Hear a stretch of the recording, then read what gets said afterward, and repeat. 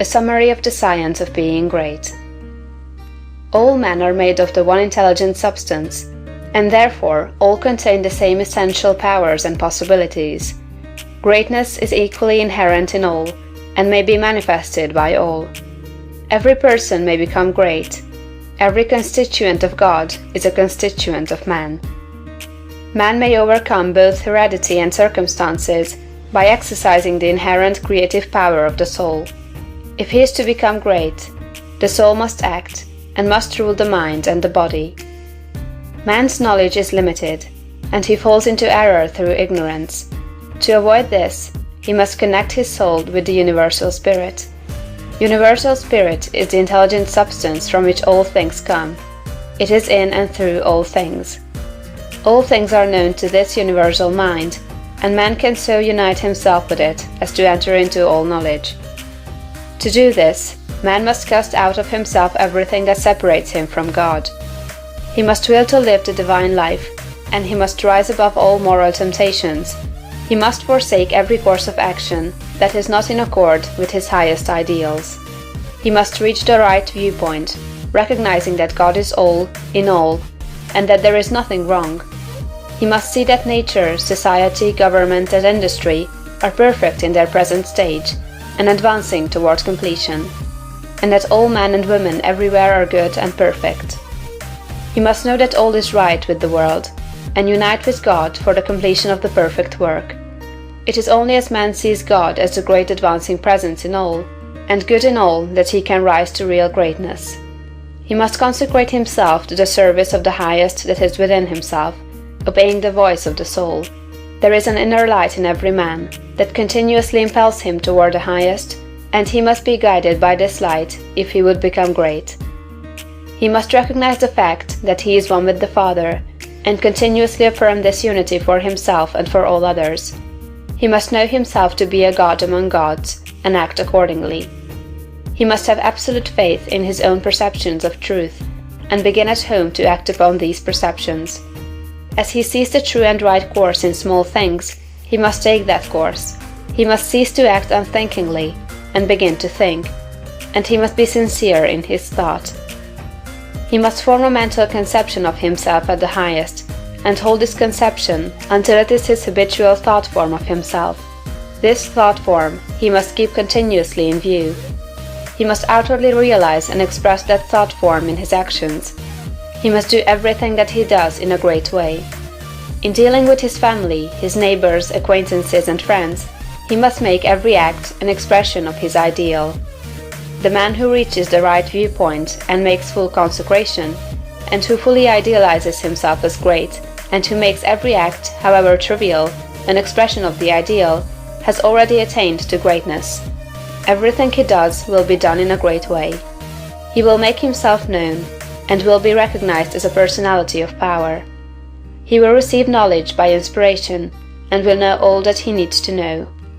He will receive all the material wealth he forms in his thoughts, and will not lack for any good thing. He will be given ability to deal with any combination of circumstances that may arise, and his growth and progress will be continuous and rapid. Great works will seek him out, and all men will delight to do him honor.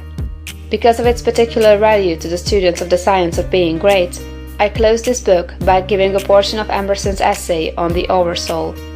This great essay is fundamental, showing the foundation principles of monism and the science of greatness. I recommend the student to study it most carefully in connection with this book.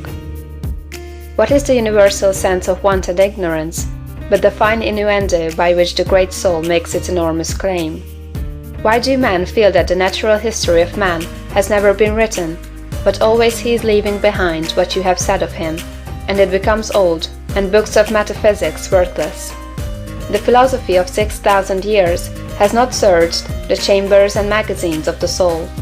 In its experiments, there has always remained, in the last analysis, a residuum it could not resolve. Man is a stream whose source is hidden. Always our being is descending into us from we know not whence. The most exact calculator has no prescience that somewhat incalculable may not balk the very next moment. I am constrained at every moment to acknowledge a higher origin for events than the will I call mine. As with events, it is so with thoughts. When I watch that flowing river, which, out of regions I see not, pours for a season its streams into me, I see that I am a pensioner, not a cause, but a surprised spectator of this ethereal water, that I desire and look up, and put myself in the attitude of reception, but from some alien energy the visions come. The supreme critic on all the errors of the past and present, and the only prophet of that which must be, is that great nature in which we rest, as the earth lies in the soft arms of the atmosphere.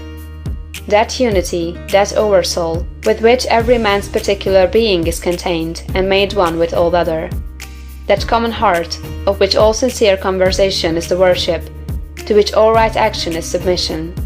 That overpowering reality which confutes our tricks and talents, and constrains every one to pass for what he is, and to speak from his character, and not from his tongue, and which evermore tends and aims to pass into our thoughts and hand, and become wisdom and virtue and power and beauty. We live in succession, in division, in parts, in particles. Meantime within man is the soul of the whole, the wise silence, the universal beauty, to which every part and particle is equally related, the eternal one. And this deep power in which we exist, and whose beatitude is all accessible to us, is not only self-sufficing and perfect in every hour, but the act of seeing, and the thing seen, the seer and the spectacle, the subject and the object, are one. We see the world piece by piece, as the sun, the moon, the animal, the tree, but the whole, of which these are the shining parts, is the soul.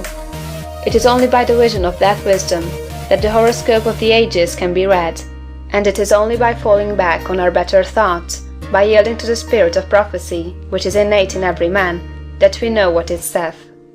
Every man's words, who speaks from that life, must sound vain to those who do not dwell in the same thought on their own part.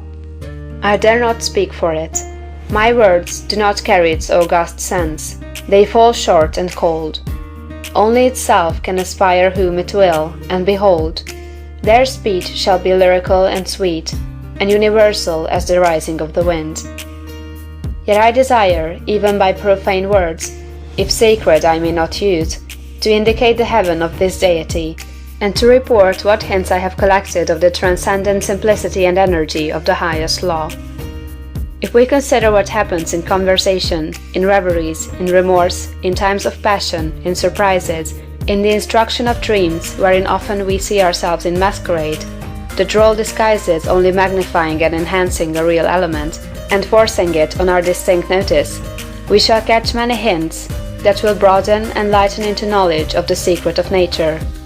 All goes to show that the soul in man is not an organ, but animates and exercises all the organs, is not a function like the power of memory, of calculation, of comparison, but uses these as hands and feet, is not a faculty, but a light, is not the intellect or the will, but the master of the intellect and the will, is the vast background of our being in which they lie, an immensity not possessed and that cannot be possessed. From within or from behind, a light shines through us upon things, and makes us aware that we are nothing, but the light is all. A man is the facade of a temple, wherein all wisdom and all good abide. What we commonly call man, the eating, drinking, planting, counting man, does not, as we know him, represent himself, but misrepresents himself. Him we do not respect, but the soul whose organ he is, would he let it appear through his action, would make our knees bend. When it breathes through his intellect, it is genius. When it flows through his affection, it is love. After its own law, and not by arithmetic, is the rate of its progress to be computed. The soul's advances are not made by gradation, such as can be represented by motion in a straight line, but rather by ascension of state, such as can be represented by metamorphosis, from the egg to the worm, from the worm to the fly. The growths of genius are of a certain total character, that does not advance the elect individual first over John, then Adam, then Richard, and give to each the pain of discovered inferiority, but by every throe of growth, the man expands there where he works, passing at each pulsation classes, populations of men. With each divine impulse, the mind rents the thin rinds of the visible and finite, and comes out into eternity, and inspires and expires its air. This is the law of moral and of mental gain. The simple rise, as by specific levity, not into a particular virtue, but into the region of all the virtues. They are in the spirit that contains them all. The soul is superior to all the particulars of merit. The soul requires purity, but purity is not it. Requires justice, but justice is not that. Requires beneficence, but is somewhat better. So that there is a kind of dissent and accommodation felt when we leave speaking of moral nature, to urge a virtue which it enjoins. For, to the soul in her pure action, all the virtues are natural, and not painfully acquired. Speak to his heart, and the man becomes suddenly virtuous. Within the same sentiment is the germ of intellectual growth, which obeys the same law. Those who are capable of humility, of justice, of love, of aspiration, are already on a platform that commands the sciences and arts, speech and poetry, action and grace. For whoso dwells in this moral beatitude does already anticipate those special powers which men prize so highly. Just as love does justice to all the gifts of the object beloved. The lover has no talent, no skill, which passes for quite nothing with his enamored maiden, however little she may possess of related faculty. And the heart that abandons itself to the Supreme Mind finds itself related to all its works, and will travel a royal road to particular knowledge and powers. For, in ascending to this primary and aboriginal sentiment, we have come from our remote station on the circumference instantaneously to the centre of the world, where, as in the closet of God, we see causes, and anticipate the universe, which is but a slow effect.